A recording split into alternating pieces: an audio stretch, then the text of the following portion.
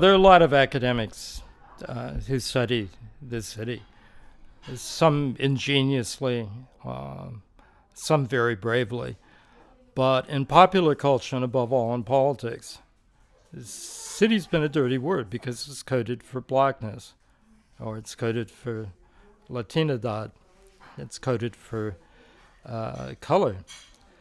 And I once ended up hanging around with Jerry Brown, the current governor of California, for a while, back in the 90s when he was running for president.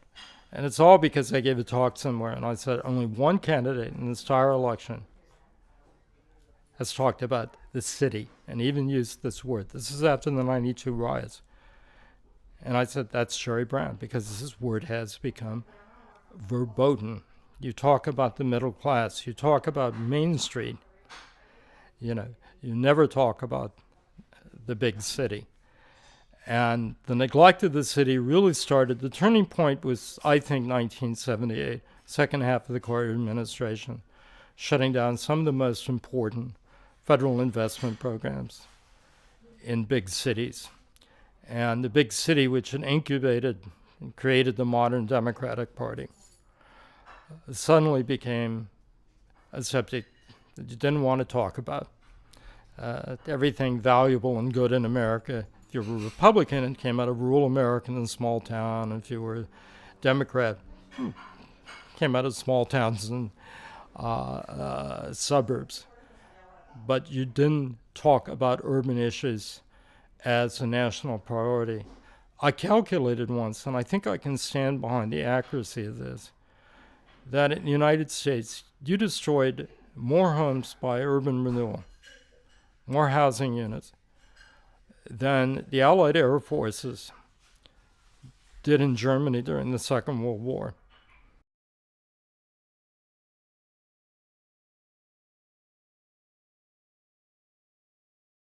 And that the most important trend, in my view, and this is the very bad trend, is the post-Cold War jettisoning of any idea of universal progress or of a unitary humanity that has to march in step toward some kind of future. The spaces needed by global capitalism are far less than the addition of spaces where people actually live or try and survive Earth. A lot of it can be written off. Globalization, in a sense, leaks space. Some of these spaces become insurgent. Some become organized by mafias and gangs. Others become sectarian statelets. But this is a development which few could have seen at the end of the Cold War as the geopolitical importance of certain kinds of spaces decline, like the peripheral suburbs in developing countries. Those spaces could be taken over by parallel or counter governments, good and bad, and therefore create a new geopolitical problem, in some ways far more difficult to deal with than in the simplicity of the Cold War, the organizing structure of the Cold War. I also, quite frankly, think that regional atomic warfare, nuclear warfare, is virtually inevitable in the next generation. If you read how close India and Pakistan a decade ago came to a nuclear exchange after the assault on the Indian parliament, the kind of hair-trigger nature of their arsenals. I'm in no position, because I have no interiority, I have no existential position to understand that. I've always felt that your life and a clear-sighted understanding of where you are in relationship to the society or the objects of your study and writing is absolutely essential. And I once had a huge book contract which I had to give, which I gave back to write a book about the 1992 LA riots, because almost by accident I happened to know all kinds. I knew the mother of the guy who beat up the truck driver. I knew the mother of the guy who founded the Gang Truce. I knew him. I had all these stories. And initially, I was very eager to cash in on this and become a famous writer. You sat back and reflect on it. And I couldn't find any ethical justification for doing it.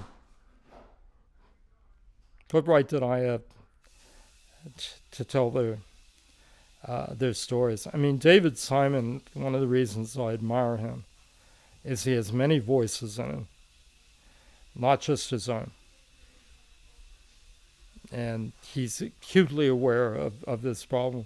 See, back in the 1930s, when a documentary photographer, a journalist would tell a story about poor migrants from Oklahoma or sharecroppers in Alabama, it morally justified that you're part of a larger movement of social reform, social justice. It was actually changing the lives of people.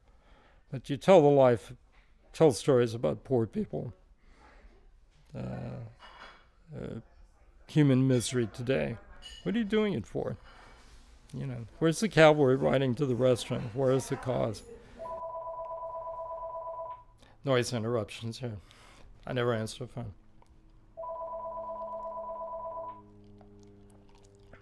Do you use phones or not? No, I don't use a phone. I'm not on Facebook. I don't have a cell phone. And I don't do much about my deafness because when there are 5 other people in this room, the only way I can concentrate and write is being deaf. And beside my wife and her aunt, they like it that I don't hear what they're saying about me.